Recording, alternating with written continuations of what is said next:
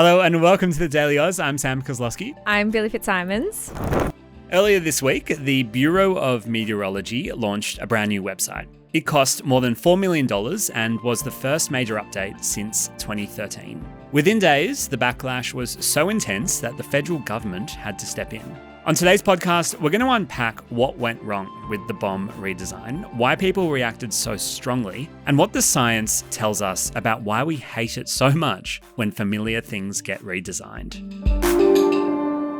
Okay, Sam, I think we should start with why the BOM, I believe we are now allowed to call it the BOM, which We're good. I think we'll get into. But I think we should start with why they thought that they needed a rebrand. Yeah. So my understanding is that this website was first launched on October 22nd. What was the reasoning behind the new website? So they haven't updated the website since 2013. So it has been a long time, especially in digital terms. 12 years is a very long time. They wanted something modern that worked better on mobile devices. I mean, think about how many screen sizes there were in 2013. There's so many more now. And the website sees massive traffic. So on any normal day, the BOM is visited by about 1.8 million Australians. Wow, that's a lot. It's a serious, quick maths, it's probably about 1 in 13 Australians are looking at the BOM on a standard day. Yep. When there's severe weather, that jumps to about 5.7 million people, which is then about kind of 1 in 4. So this is really critical infrastructure. And so they spent $4 million on this website. It was meant to be a full redesign that involved a 12-month beta testing period, which is when you kind of give the website to users, see how they interact with it. And they said that the feedback on the website through that testing was overwhelmingly positive. And so we're just talking about the website here. Yeah, but you have to remember, as we do, as young people especially, we are visiting websites on mobile more than ever before. So it's really important to remember that where people are engaging with this kind of thing is mostly in the palm of their hand. Got it. Okay, so they tested it, they invested millions, and then they launched it. How did that launch go? Well, the timing wasn't in their favor. It's not entirely their fault that they picked a really bad week to launch it weather-wise, but as we get into, it perhaps could have been prevented. So the website launched just as severe storms were hitting southeastern Australia. There were 100-kilometre-an-hour winds in Brisbane that left 100,000 homes without power, 25,000 regional power outages in Melbourne and Greater Victoria, and people were trying to check the BOM's website for critical weather updates, and they were finding that they couldn't navigate this new design. And think about that as a moment, It's a moment of stress. And it's a moment where you're going to the BOM for critical infrastructure information. You're greeted with a new design. It was never really going to end well. And so what were the specific complaints? Was it that they just didn't know exactly how to navigate this in a case of emergency, or were there specific things missing from the website? I found trying to break down the specific complaints really interesting because it was, you're right, Billi, it's more than just, I don't like the look of this or they've changed the color. It was about the functionality. And the biggest issue was with radars. So on the old website, you could track where storms were heading and estimate when they would reach your area. And that's really critical, especially for emergency services who might be planning a response. That feature was gone. Users also noticed the radar updates were delayed. So you were only seeing updates that were current as of maybe an hour ago. And that meant that storms could hit your area before the website showed that they would. The color scheme had changed, but that's not as significant as something like the color scheme of hail showing up on the radar. And I've heard this thing about the color of hail, that they changed the color of hail from black to yellow. It was black, and it was now showing up in the same way as rain. And so it wasn't as easy to distinguish hail from rain, which might mean the difference between parking your car undercover or not. And according to Steve Turton, who is a professor of environmental geography at Central Queensland University, even within the first couple of days, farmers in regional Queensland couldn't enter their own GPS coordinates to check the weather for their specific properties, which might be hundreds of kilometres in size. And commercial fishermen were heavily reliant on the radar to decide whether it's safe to go out fishing or not. And they lost that ability as well. Right. So the issue was beyond just not liking the rebrand. Yeah, our point of reference at TDA is Fontgate. And when we changed our font and people didn't like it. And as I was investigating the bombs week, it struck me how different these two examples were. Yeah. People didn't like the way TDA looked, but TDA itself didn't change. This was about changing functionality. Okay, I want to talk more about Funkgate because I actually think that there are some similarities there that I want to get to. But first I want to go to, you mentioned earlier that the government got involved, which I imagine isn't that rare here because the BOM is government funded. Yeah. At what point did the government, though, step in with this? So we mentioned before it was launched on the 22nd. On the 27th of October, just 5 days after the launch, was when we first heard from the Environment Minister, Murray Watt. He actually arranged a snap meeting with the BOM's acting chief executive to convey the message that the site was, quote, not fulfilling the expectations of many users, and he demanded urgent improvements.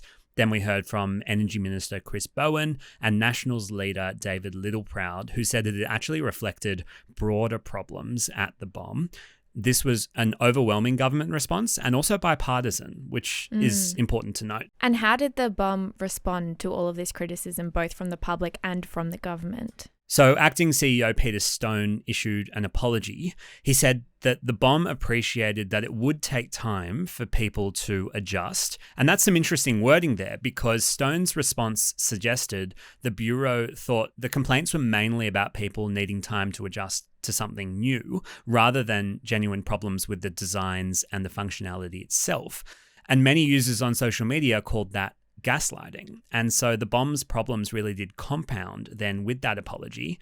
Users were saying, especially on Reddit, this really kind of caught on there. They were saying, we don't need time to adjust. You've removed the features that we need. Got it. And I have to say, when I first heard this story, I was surprised that we were talking about a BOM rebrand going wrong because a very similar thing happened just a couple of years ago when the media asked to not call them the BOM. And then there was so much controversy about that. And that was part of a rebrand. And that was in 2022. So a couple of years ago, they came out and said, you can't call us the BOM anymore.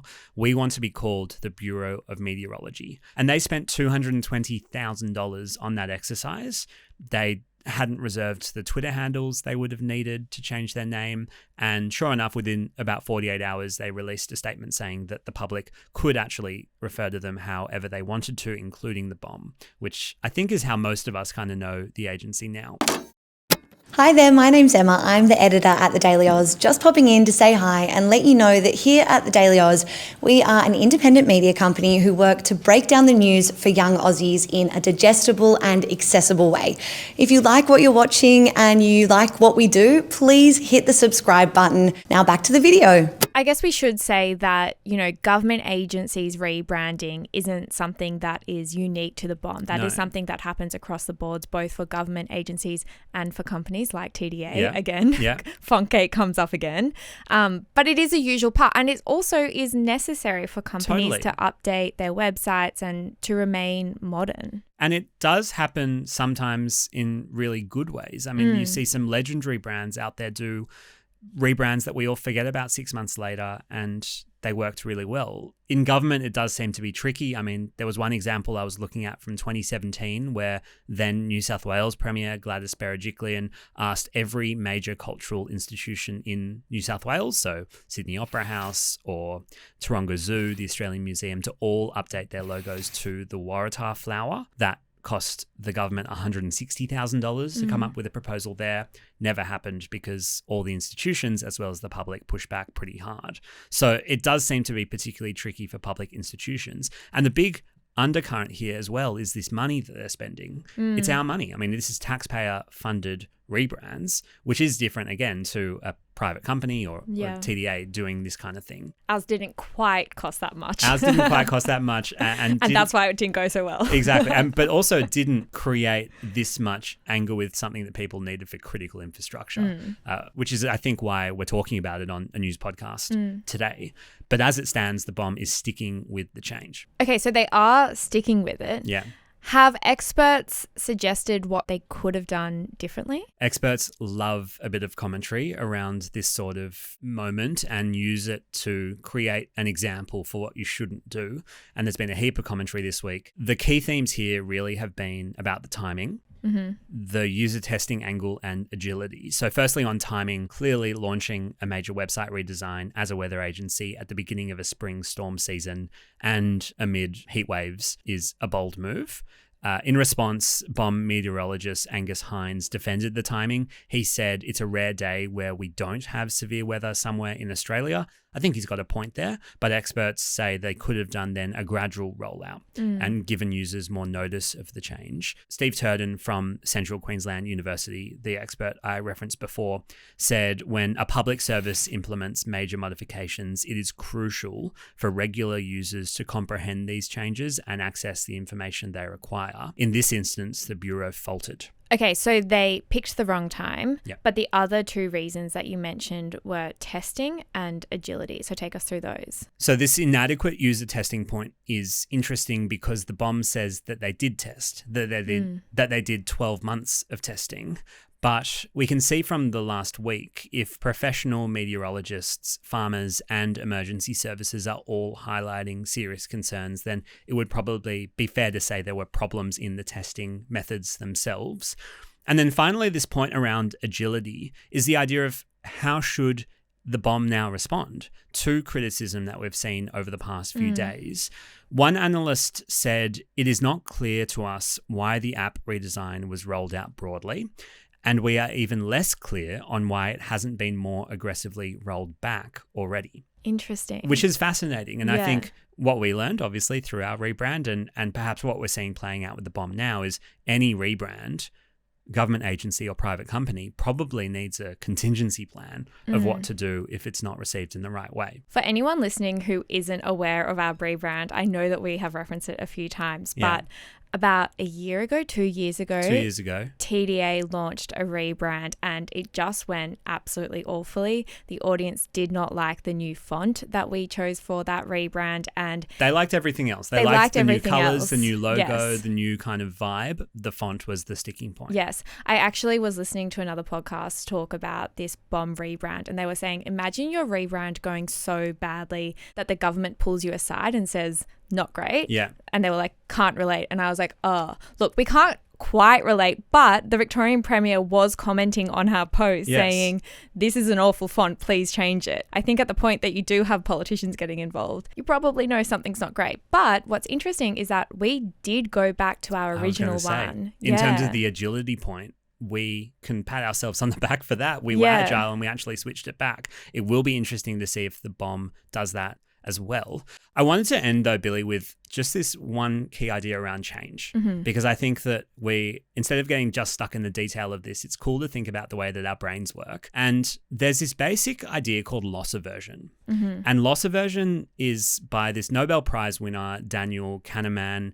He says that we feel worse about losing something than we do about gaining something, even if they're of the same value. So if I take $1 off you but give you $1, you feel a bit worse about the fact that I took that $1 off you. And so people typically weigh losses with products, apps, websites, services about twice as heavily as gains. And so BOM users have lost stuff. They've lost familiar navigation. They've lost the ability to track a storm. They've lost abilities to bookmark. Even the way that our thumbs move, we've lost that muscle memory of knowing where to go. So even though we've gained a clearer, more modern app interface, the losses are mattering more on a purely psychological level. And that's why the Bureau's response, emphasizing that the same information was still available, perhaps that's why it felt a bit flat. And it did create more of a storm for the BOM that they're still not out of. Wow, it's so interesting learning the psychology behind it. And I can relate, something like Instagram, which has changed so much over the past 15 years since it first launched. And I feel like every single time they change it, there is controversy about the rebrand, or not necessarily rebrand, but the changes. And users are always first saying, we hate that. And then it just becomes normal again. And then when they change it back or change other things, once again, there's controversy. And it is the thing that you just don't like change. But then you look back at how it looked 10 years ago and you go, oh, that sucked. Of course it needed to change. And just because there's a psychological concept behind why we don't like something doesn't necessarily mean that's okay. We can easily explain our fear of the other and our fear of the unknown, that doesn't make it something that we should be proud of. So I found that loss aversion concept interesting because it's clearly explainable why something like a BOM redesign doesn't go down well, whether we should all be pushing through and finding new ways around the app, whether that's a reflection on how, inflexible we are as users is probably another conversation better for psychologists. But at the end of the day, I think the key point here is around that critical infrastructure and easily accessing weather information when you need it most is different to browsing on a shopping app or a social media platform. A very interesting conversation, Thank you, Billi. Especially for our Friday, which is also Halloween, as I mentioned Happy earlier. Halloween. Happy Halloween. Thank you so much for explaining it. Thanks, Billi. And thank you so much for listening to this episode of The Daily Aus. We will be back this afternoon with your evening headlines, but until then, have a great day.